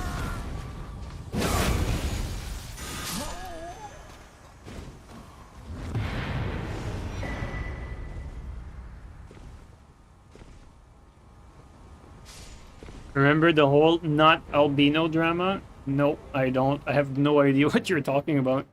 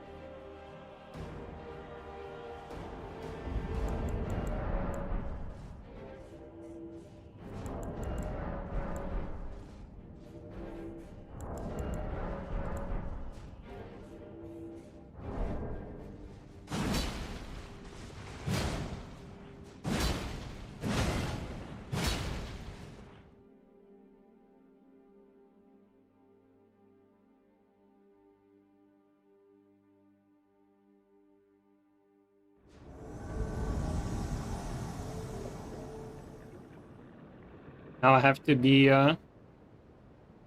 be careful, unfortunately. Now that we know that we're getting targeted.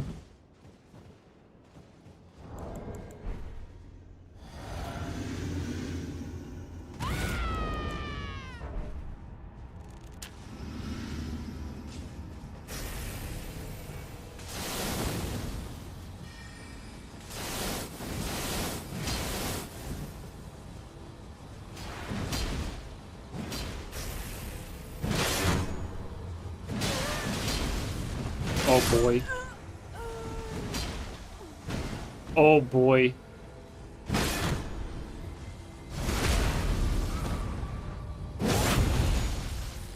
Maybe the logic behind like crashing someone like me, maybe the logic is like you think to yourself that you're a good person because you're protecting these guys by, you know, making me reset my game for a minute.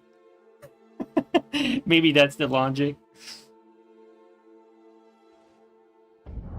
I had to swim a lot, you know. It's the best I could come up with.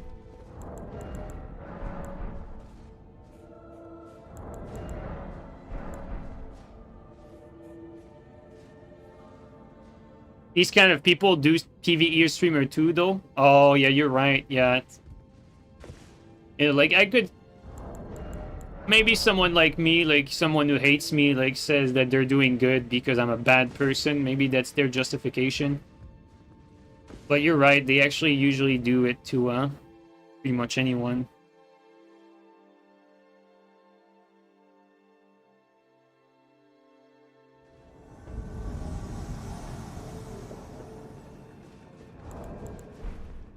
God of War TTV.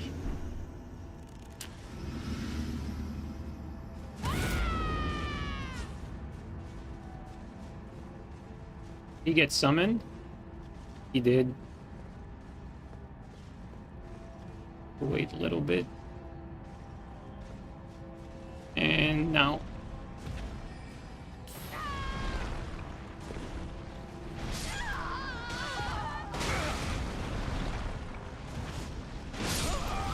Oh my god.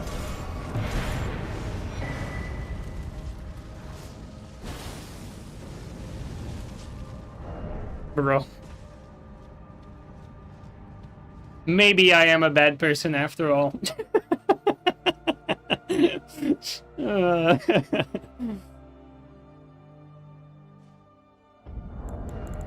if your bar is really, really low,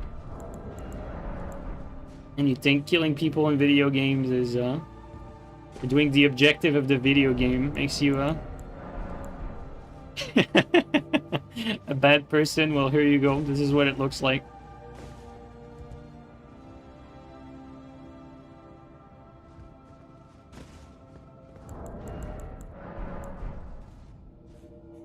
What you've seen some genius people doing is crashing PvE streamer and spamming Nazi sign with CE and report the streamer. Oof. That's brutal.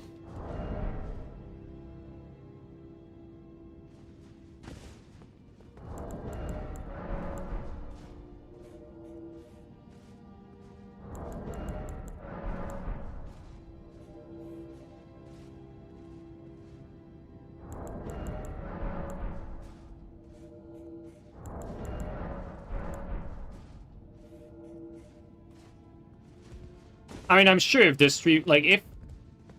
First of all, I'd be surprised if the streamers get banned. Like, the people that run Twitch, like, the support, they're not fucking stupid. Like, they're not gonna ban someone because a hacker came in their world to, like, fuck up their shit. Like, that's... And if they ever get banned, it's probably automated. And if you send a support ticket, you're 100% gonna get unbanned. Like, people like to hate on Twitch, but I've dealt with support in the past. And, it was a pretty, honest process, honestly.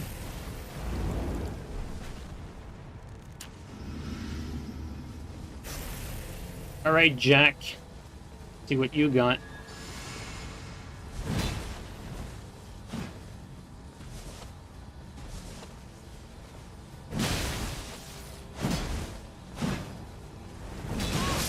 Oh no! Why do you have so little HP?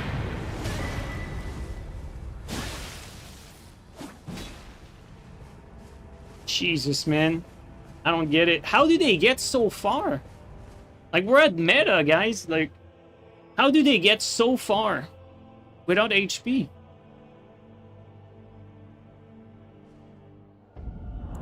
Crazy.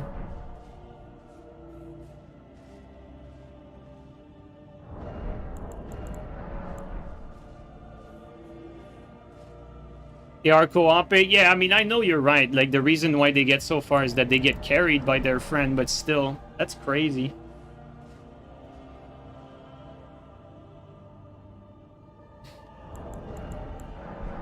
Up on Reforge mod, bro? Fuji, I have no idea what you guys find fun in these, like, these mods that, quite frankly, like, when I look at it, it feels subpar to what FromSoft has.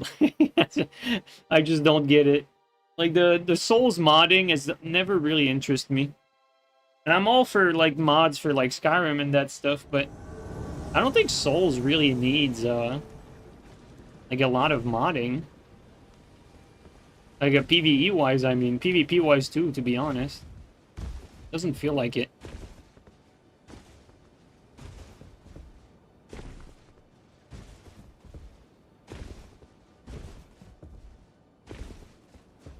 Maybe one day I'll be able to jump. Fuji, I was watching one of your stream like a little while ago, and I remember like you were doing a jump like on this side, and you were struggling a lot, and I was doing something else at the same time. And then I was ready for the next time where you were gonna attempt to jump, and my message to you was you need to crouch before jumping to jump higher. I thought I was so funny, and I never got the chance to tell you, so here you go. Now I'm doing my own advice here. That's what happened when you laugh at your own joke, but you don't get the chance to tell it. Oh my god.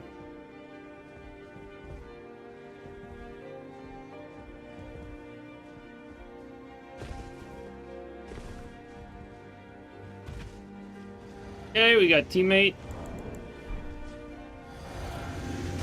Not very confident in teammate, but guess we'll see.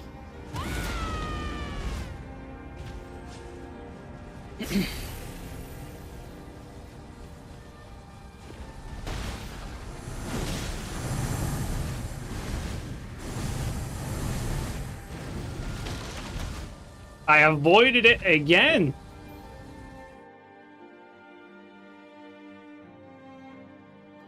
Bro, I'm fucking bulletproof today.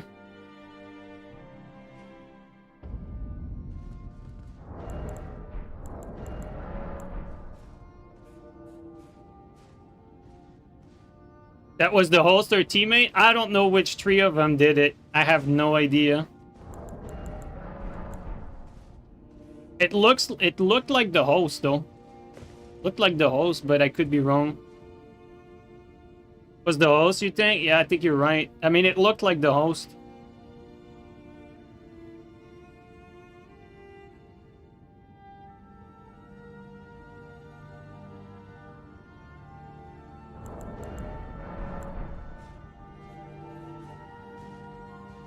Some reason, like, my PlayStation is fucking... my PlayStation is, is being powerful today. Avoiding all the crashes. I'm just dropping frames and lagging, but no crash.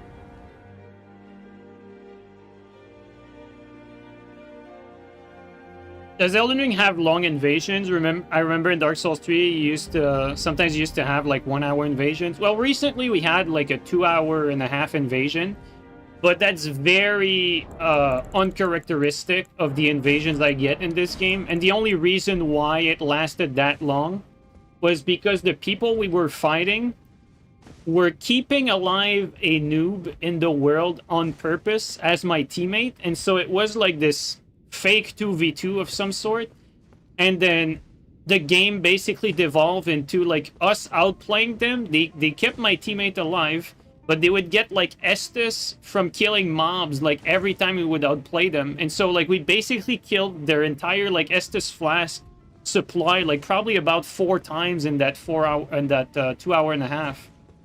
And so like that made the invasion like last so goddamn long, but that's very uncharacteristic because the damage is so high in this game, and usually if you're fighting a tough gank, usually you don't really stand a chance, so you either die right away or like what happened in the last invasion, you either kill people right away too. So usually they don't last that long, but sometimes there are exceptions.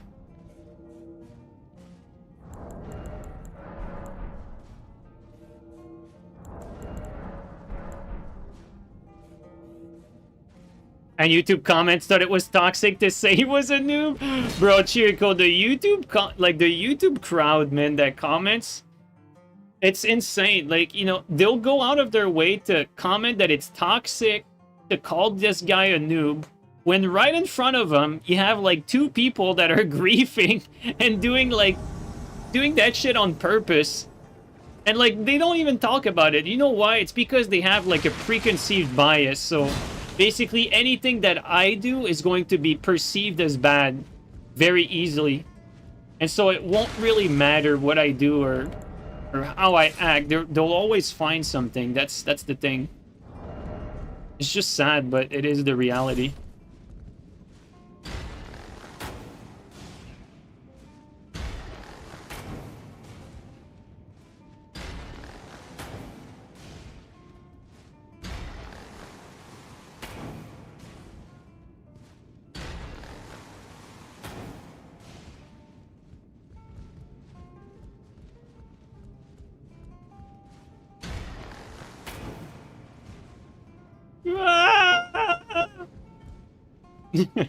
There you go. He should be dead, right? There you go.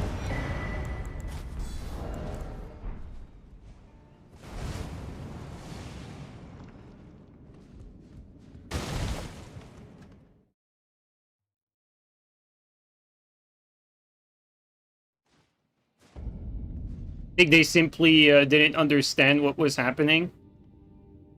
I mean, I even had a comment that said, like, I mean, I know you know, I don't care about these comments, but I find it fascinating. Like, genuinely, it's fascinating. Like, someone said that my noob teammate played better than me and did more damage. Like, at this point, like, I mean, it's just made up. And I don't know if people believe it. I don't know if it's bait, but I find it so fascinating that people would take the time to write that. It's definitely something. That's for sure.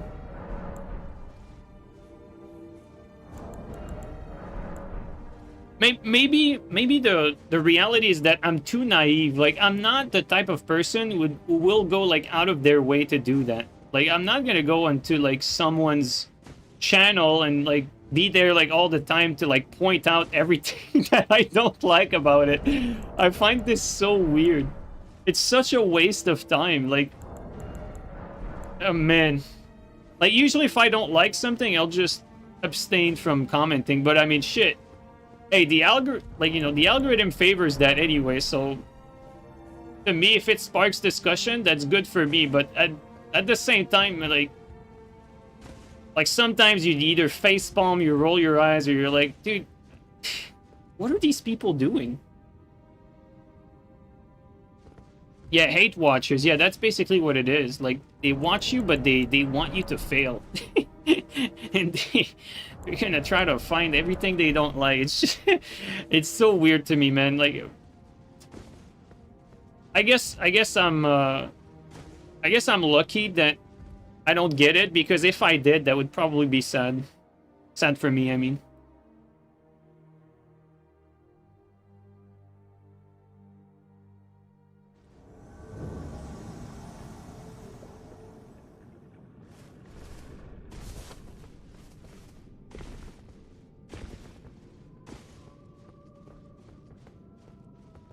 Thank you for the engagement. That looks a little salty to me. Like I said, maybe I'm too naive, but no matter what it is, I always try to keep it honest. So our responses are honest. Usually I don't really bother with it, but sometimes I just can't help it. Like, the responses are so stupid. Like, the bait works. Like, when the bait is just so dumb but realistic, because you know the audience is sometimes very low IQ, you're compelled to at least say something, for at least, like, if someone's on the fence and an outsider doesn't understand what's going on, at least they have like 2 take and not just one crazy one. You know what I mean? Like, that's usually why I respond. I'm like, well, at least, you know, if there's someone that's a little more on the fence, at least they're gonna... at least they're gonna have, like, something to ground it a little bit. Got a blue in there, I think.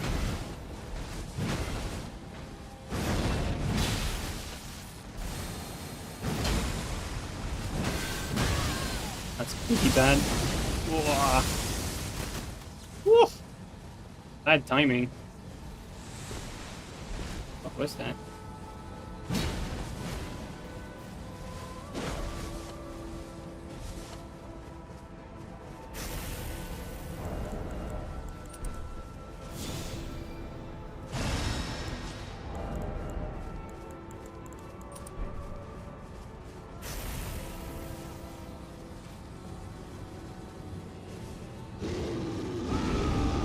Fuck is that? Oh, we got a teammate. Surprised we get a teammate. So this guy had the tongue. There's not much opening to do anything though. Nature of the game, I guess. Oh boy, and the blue has no HP.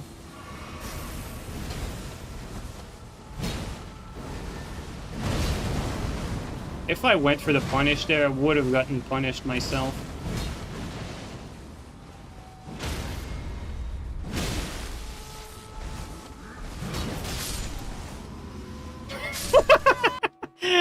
Insane, dude. These scrubs are everywhere, guys. It's crazy. Oh my god, they're so dedicated. Insane, dude. Dude, that is crazy. Like, the amount of dedication. Oh my god. Crazy stuff.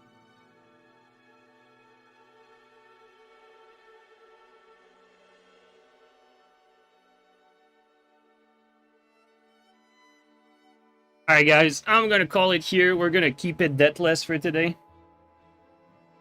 Dude, the last few streams, we've been pretty much deathless the whole few streams. Like, a lot of streams recently we've been playing quite well. Only took 3 attempts to do it. Yeah, 3 or 4.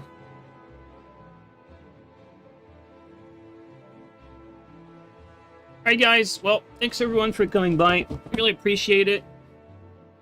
Gonna call it here. Probably gonna go eat something and probably play a little Skyrim. Actually, no, that's not true. I should be doing some editing today.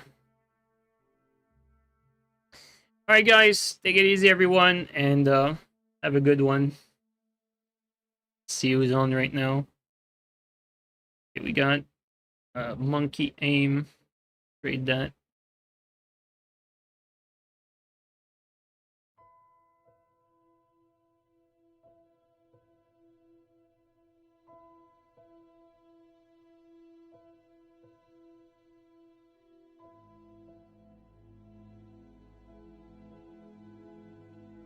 Alright, take care, guys.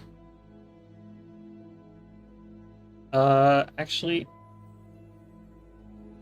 I'm not sure that's the right channel.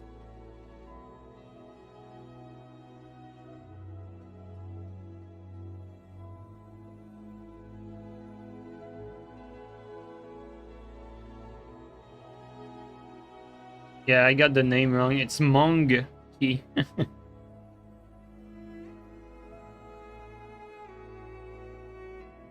There you go. Alright guys, take it easy. Have a good one.